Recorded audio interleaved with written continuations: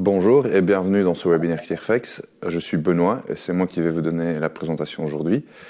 Je vais essayer de vous montrer les avantages que procure notre plateforme Clearfax et voir comment nous pouvons prendre ensemble l'autoroute électronique.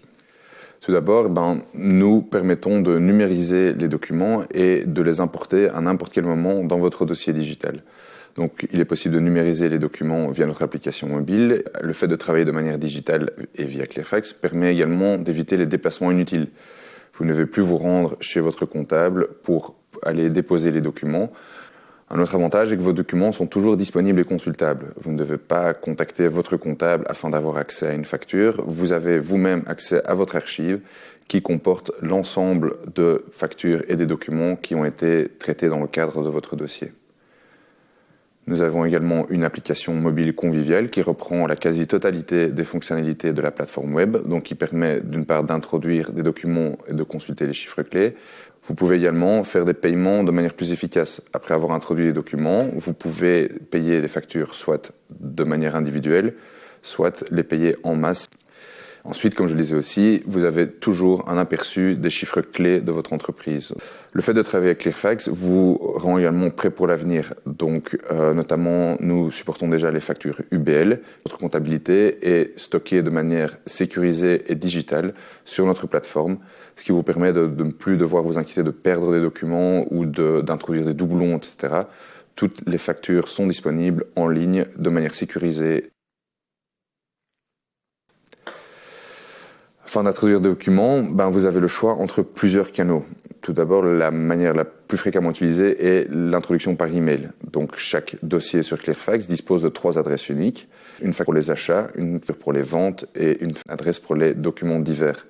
Vous pouvez introduire les documents dans la plateforme tout simplement en forwardant un email avec cette facture vers l'adresse désirée. Donc, si vous recevez une facture d'achat par email, vous pouvez directement la forwarder vers l'adresse unique de Clearfax afin qu'elle soit directement disponible dans votre plateforme. Vous pouvez également importer les documents de manière manuelle, donc soit en glissant et en déposant les factures dans votre navigateur web ou en utilisant le bouton importer. Comme je le disais tout à l'heure, vous disposez également d'une application mobile qui permet tout d'abord de scanner des documents, que ce soit des factures ou des reçus. Vous pouvez également, via nos API, connecter directement votre logiciel de facturation à Clearfax.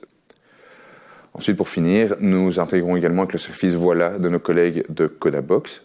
C'est-à-dire que vous pouvez connecter, si votre comptable est client Codabox et utilise le service Voilà, vous pouvez connecter votre dossier Clearfax au service Voilà afin de directement avoir vos factures UBL disponibles dans la plateforme Clearfax dès le moment où elles vous sont adressées. Donc voilà l'écran que vous verrez lors de votre première connexion ou lors de votre connexion à la plateforme Clearfax. C'est donc l'écran d'accueil avec votre dashboard qui comporte les chiffres clés qui sont directement extraits de votre comptabilité. J'ai plusieurs graphiques à ma disposition. J'ai par exemple le résultat d'exploitation par période. J'ai mes produits et charges d'exploitation. J'ai ma tendance de liquidité financière, donc le solde de mes comptes en banque.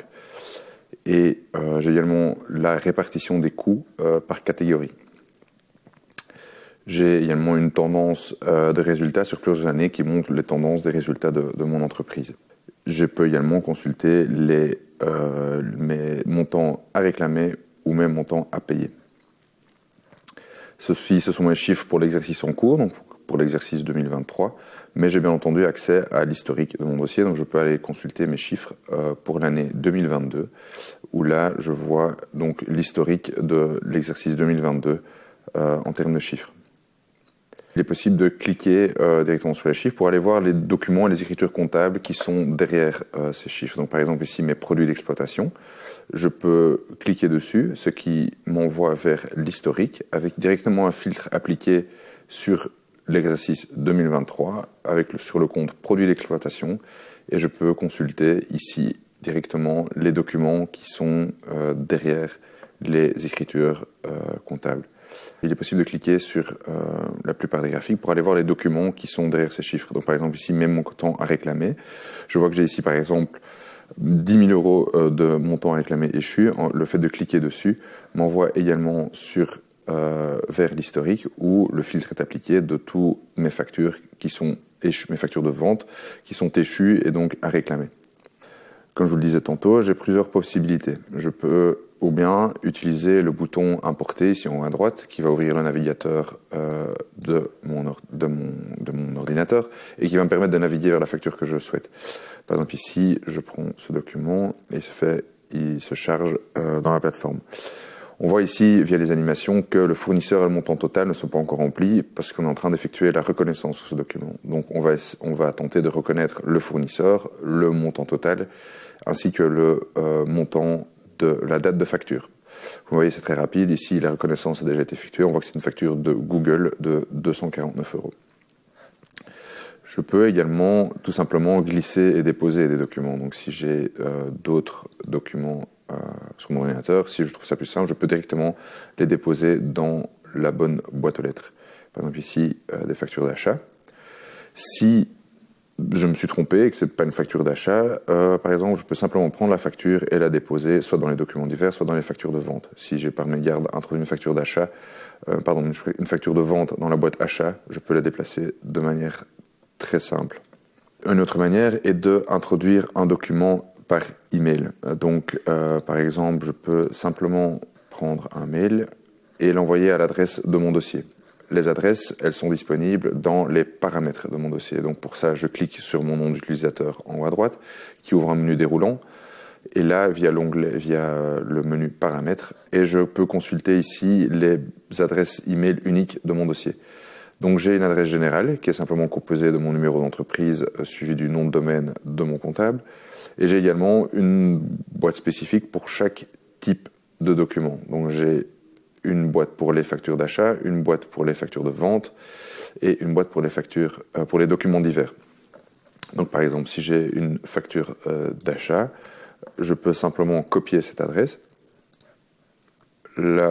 l'introduire comme destinataire d'un email, introduire un sujet et attacher un document, par exemple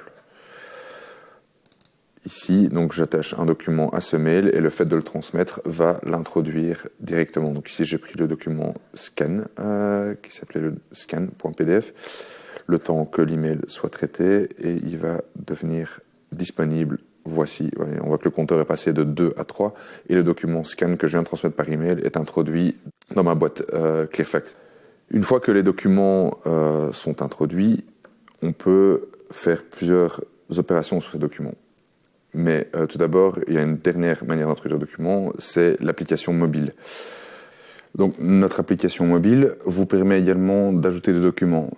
J'ai différents menus en bas à droite, donc les mêmes menus disponibles que dans la plateforme web, mais ici ce que je vais faire, donc, c'est ajouter un nouveau document via le bouton principal, ajouter un document. Ça va ouvrir mon appareil photo, ce qui va me permettre d'effectuer un scan de ma facture, et je vais pouvoir l'introduire dans mon dossier. J'ai ici l'option de soit ajouter une page supplémentaire, ou simplement aller à l'écran suivant. Je peux indiquer s'il s'agit d'un reçu, d'une facture ou d'un document divers. Ici pour l'exemple, je vais indiquer que c'est un reçu. Dans mon dossier user-friendly, catégorie car wash, par exemple, je peux dire qu'il s'agit d'un restaurant, d'un ticket restaurant, d'un montant de 100 €. Et je peux indiquer si le document a été payé ou non. Je vais ici par exemple dire qu'il a déjà été payé par carte de crédit. Je peux directement ajouter des libellés ou des remarques depuis l'application mobile, mais je ne suis pas obligé. Une fois que j'ai terminé, je peux donc l'importer dans mon dossier.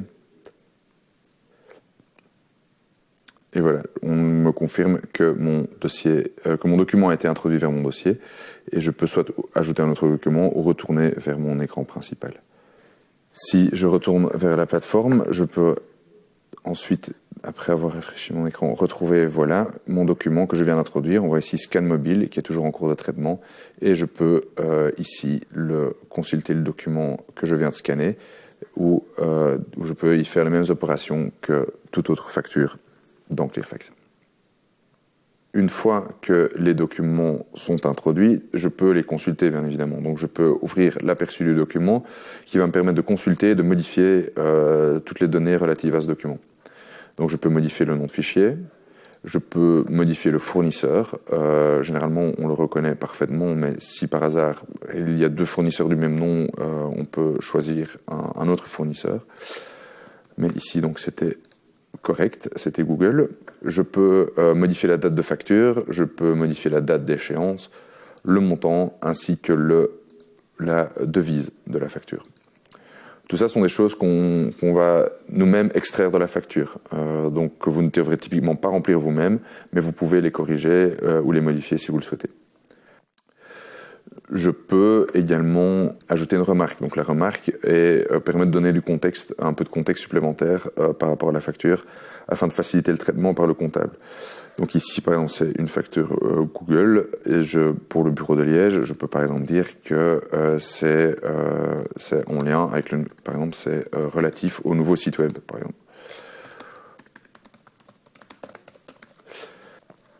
Une fois que j'ai terminé de faire les opérations que je souhaite sur une facture, je peux soit fermer le document, je peux décider de l'envoyer à mon comptable via le bouton en bas à droite, ou je peux passer au document suivant. Je peux faire ça en cliquant sur la flèche en haut à droite, ou utiliser mon clavier via CTRL et flèche de droite. Ce que je vais faire ici. Si vous scannez plusieurs factures en une fois, ça va créer un document, par exemple ici, comme vous le voyez, de 4 pages. Si, pour faciliter le traitement, je peux les scinder directement. Donc, quand je clique sur une facture, je peux, via les trois points au bout de la ligne, accéder à des options supplémentaires. Donc, par exemple, ici, scinder. Si je veux scinder ma facture, je choisis ici en masse, par exemple, pour créer en une opération plusieurs documents. Individuellement, on va simplement créer, j'ai 4 factures différentes, qui forment un document, mais en fait, il s'agit de 4 documents différents. Donc, par exemple, ici, je vois que premier document, doc 1. Ici, je reclique dessus, je vais créer le deuxième document, le troisième et le quatrième. Si une facture fait 2 pages, par exemple, si la facture Luminus, ici, faisait 2 pages, je peux décliquer la deuxième page. Le document va être scindé seulement à partir des pages cliquées en vert. Ici, pour l'exercice, je vais scinder les 4 pages. Et je les enregistre dans ma boîte à lettres. Ça va créer des nouveaux documents. Et ici, voilà, je peux soit choisir de sauvegarder le document ou de le supprimer. Ici, j'ai terminé. Je vais supprimer le document initial pour avoir 4 nouveaux documents. Une fois que j'ai mes documents, je peux également les payer. Comment est-ce que je vais payer une facture? C'est en cliquant sur l'icône de la petite carte de banque à la fin de la ligne. Donc ici, ça va ouvrir un autre aperçu qui est spécifique au paiement. On va m'indiquer le montant qui a été reconnu sur la facture. Je vais avoir le choix entre plusieurs méthodes de paiement. Je vais pouvoir choisir le compte vers lequel je veux faire le paiement. Par exemple ici, si je commence par vérifier le montant, 249, c'est correct. Je vais par exemple choisir le code QR EPC. Donc le code QR EPC, c'est un code QR qui va être généré ici directement dans la plateforme, que vous pourrez ensuite scanner avec l'application mobile de votre banque.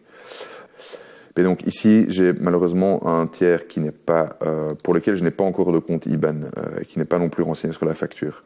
Si c'est un tiers avec lequel vous avez déjà fait des paiements, les comptes IBAN les comptes en banque du tiers seront sauvegardés directement. Je vais donc pas prendre celle-ci. Je vais, par exemple, ici, j'ai une facture de Proximus de 78,65 €. Proximus est reconnu sur la facture, ainsi que le compte IBAN. Je vais donc, pour cet exemple-ci, prendre le code QR. Donc, une fois que toutes les données sont correctes, la date de paiement, le montant, ainsi que le compte IBAN, je peux créer un code QR EPC. Et je vais maintenant le scanner avec mon smartphone pour faire le paiement avec mon application bancaire. Une fois que j'ai fini, je peux confirmer que le paiement a bien été effectué. Et on voit ici que ma facture de Proximus, la petite carte est devenue rouge pour indiquer que le paiement est en cours de traitement et que je l'ai effectué. Ensuite, on propose également le fait de pouvoir payer des factures avec Ponto. Donc, Ponto est un produit du groupe Isabelle qui permet en fait de se connecter à tout un ensemble de banques via des API. Je ne saurais pas vous le montrer ici, mais nous, on a une page sur notre FAQ qui est très complète sur le produit Ponto. Et Ponto est un produit, une fois que vous connectez Ponto à la plateforme Clearfax, vous pouvez d'une part effectuer des paiements de manière individuelle ou des paiements de manière en masse, mais ça va également se connecter à votre banque et vous donner de l'infocompte à jour. Si je souhaite faire des paiements en masse, je peux l'ajouter à mon panier de paiement pour le payer plus tard. Ici, je peux spécifier mon compte 2, donc le compte depuis lequel je veux faire le paiement. Par exemple, ici, mon compte Argenta, je peux spécifier la date d'exécution. Aujourd'hui, c'est très bien. Ici, par défaut, on va prendre la date de facture, sauf si elle est dans le passé. Là, on va prendre la date d'aujourd'hui. Une fois que toutes les données sont correctes, ici, donc Google, je n'ai pas de compte en banque pour Google, mais si je prends une autre partie, voilà. Pour l'exemple, je prends Faris, par exemple, pour lequel j'ai un compte en banque, je peux approuver la facture, et la facture se retrouve dans mon panier de paiement. Donc ici, dans mon menu paiement, vous voyez que j'ai un petit 1 dans mon menu paiement qui m'indique que j'ai un paiement qui est prêt à être effectué, mais qui n'est pas encore effectué. Ici, pour l'exemple, je vais prendre une deuxième facture. Ici, Luminus, par exemple, je vais également, donc je vérifie les données sont correctes, c'est une facture Luminus, j'ai un compte IBAN, le montant est correct, je vais l'approuver et donc le préparer également dans mon panier de paiement. Une fois que j'ai préparé tous mes paiements, je peux consulter mes paiements effectués. Donc ici, j'ai un historique de tous les paiements que j'ai effectués via la plateforme Clearfax. Et donc, j'ai également mon panier de paiement. Mon panier, ce sont des paiements qui sont encore à effectuer. Donc ici, je peux en cocher plusieurs et je peux exécuter les 2 paiements. Pour exécuter les 2 paiements, je vais donc choisir le compte 2. Les 2 paiements doivent partir du même compte. Et on me renseigne ici que j'ai 2 dates d'exécution qui sont la même, donc le 11/8/4, donc c'est très bien. Mais si je devais plusieurs dates de paiement, elles seraient toutes renseignées ici, c'est possible, je peux avoir plusieurs dates d'exécution, mais je peux aussi remplacer toutes les dates d'exécution en disant non, ces paiements, je ne veux pas les effectuer aujourd'hui le 11/8/4, mais je veux seulement les effectuer le jeudi 13 par exemple. Ensuite, je peux, si j'ai une intégration Ponto qui est active avec ce compte, je peux directement les payer en masse via Ponto. Ça va démarrer le flux, ça va me rediriger vers la plateforme Ponto où je pourrai signer les paiements et je serai ensuite redirigé vers Clearfax pour continuer après mes paiements, pour continuer mes opérations. Je peux également télécharger un fichier SEPA. Vous allez pouvoir les signer et effectuer ou préparer les paiements pour le futur dans votre plateforme bancaire. Je peux également dire qu'une facture a déjà été payée. Donc si je ne veux plus la payer car je l'ai payée directement en magasin, je peux dire par exemple ici que la facture Proximus, je l'ai déjà payée parce qu'elle a par exemple été domiciliée. Donc je peux indiquer que voilà, la facture elle ne doit pas être payée, je ne veux plus créer de paiement sur base de cette facture parce que je l'ai déjà payé par domiciliation. Et si je sauvegarde, je vois directement la petite icône est devenue rouge comme lorsque j'effectue un paiement depuis Clearfax et je peux consulter la méthode de paiement. Si c'est une erreur, je peux bien sûr modifier, donc je peux modifier, ne plus indiquer que cette facture a été payée. Et j'ai également les documents divers. Donc les documents divers, ce sont tous les documents qui ne sont ni des factures de vente ni des factures d'achat, mais que vous souhaitez transmettre à votre comptable pour que votre dossier soit complet. Donc par exemple des actes notariaux de création de votre entreprise ou des documents de garantie, tout ce genre de choses qui ne sont pas des factures proprement dites, mais que vous souhaitez avoir dans votre dossier. Une fois que j'ai fini de faire toutes les opérations sur mes documents, je peux les envoyer à mon comptable.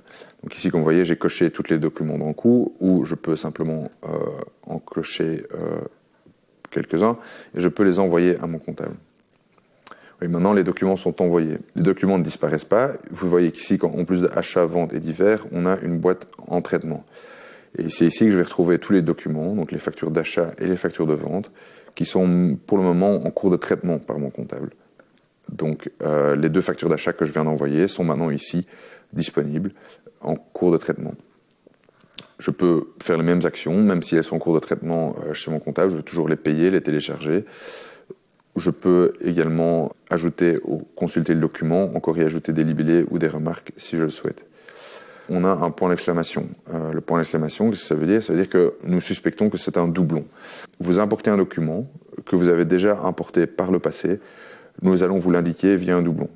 Le fait de cliquer dessus va vous offrir un menu où vous pourrez comparer les 2 documents et voir comment ils ont été introduits, le type de document, la date et l'utilisateur qui les a introduits.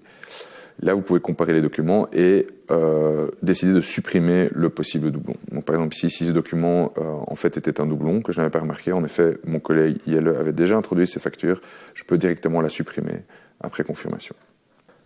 Une fois que les factures, donc ici on retrouve toutes les factures qui sont en cours de traitement par mon comptable. Une fois que les factures ont été traitées, je peux les retrouver dans mon archive. Donc ici j'ai mon archive où j'ai toutes mes factures d'achat, mes factures de vente, mes documents divers et mon dossier permanent. Je peux aller rechercher par exemple toutes mes factures d'achat sur base de fournisseurs. Par exemple, je veux aller voir toutes mes factures de Proximus, je choisis Proximus, je peux filtrer et je retrouve facilement toutes mes factures de Proximus. Depuis l'archive, je peux également voir aussi, je peux encore effectuer des paiements aussi depuis mon archive. Je peux par exemple prendre toutes mes factures de Proximus, celles qui ne sont pas payées, et encore affiner le filtre. Je vois ici que j'ai 2 résultats, et je peux directement ici, depuis mon archive, les ajouter également au panier de paiement pour les reprendre dans un paiement groupé ou les payer de manière individuelle. Ensuite, nous avons également, donc je vous disais, le menu financier, qui va ici permettre de consulter le solde de ces différents comptes en banque qui sont connus dans votre comptabilité. Donc ici, j'ai mes journaux financiers où je peux également faire des recherches sur base du tiers, de la date ou du montant. Et je peux, donc ici, c'est donc agréger tous mes comptes en banque, mais je peux, si j'ai par exemple 3 comptes en banque, je peux également ici consulter chaque compte de manière individuelle. J'ai également à ma disposition un menu de communication. Donc c'est un menu un peu comme un module de chat qui me permet de communiquer avec mon comptable en direct. Donc par exemple ici, je peux soit avoir une discussion privée avec mon comptable, c'est-à-dire que je serai l'unique utilisateur ainsi que mon gestionnaire de dossier qui pourront consulter cette conversation, soit c'est une conversation avec tous les utilisateurs du dossier. Donc ça veut dire que tous mes collègues qui ont accès au dossier pourront lire cette conversation. Je peux choisir le sujet et donc par exemple ici introduire le sujet TVA et demander à mon comptable quelle est la date limite de remise, la date limite pour la remise des documents, par exemple, peu importe. Je l'envoie et je peux également ajouter une pièce jointe si je le souhaite. Je peux ajouter une pièce jointe à la discussion. Alors, Clearfax est un outil qu'on met à votre disposition ainsi qu'à votre comptable pour faciliter votre collaboration, mais votre comptable reste bien entendu votre personne de contact pour tout ce qui a trait à votre comptabilité. Si vous avez des questions ou si vous avez envie d'aller plus loin dans la documentation et l'utilisation de Clearfax, en cliquant sur votre nom d'utilisateur, vous avez un menu aide à disposition aussi qui vous envoie directement vers notre FAQ. Cette plateforme a également une fonctionnalité de recherche très performante qui vous permet de rechercher sur n'importe quel sujet sur lequel vous vous poserez des questions et de vous renvoyer vers les articles qui expliquent ce sujet en détail. Si vous avez plusieurs collègues qui ont besoin d'un accès à Clearfax, il n'y a pas de problème. Vous pouvez contacter votre comptable et votre comptable peut créer des utilisateurs supplémentaires qui ont accès à votre dossier. Il est possible de créer des utilisateurs qui n'ont pas accès à l'archive, mais uniquement à la fonctionnalité d'introduction de documents pour gérer les accès de manière plus précise. Je vous remercie beaucoup pour votre attention et je vous dis à bientôt.